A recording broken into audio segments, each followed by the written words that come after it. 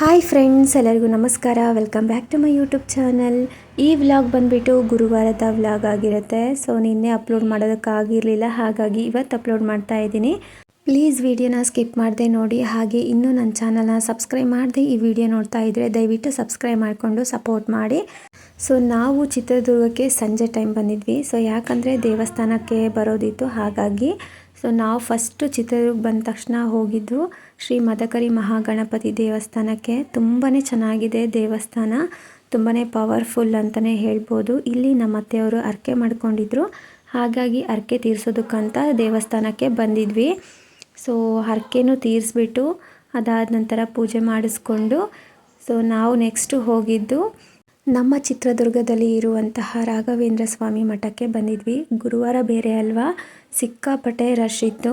So ರಾಯರಿಗೆ ಭಕ್ತರು ಕೂಡ ಜಾಸ್ತಿನೇ ಅಲ್ವಾ, ಸೊ ಹಾಗಾಗಿ ತುಂಬಾ ರಶ್ ಇತ್ತು.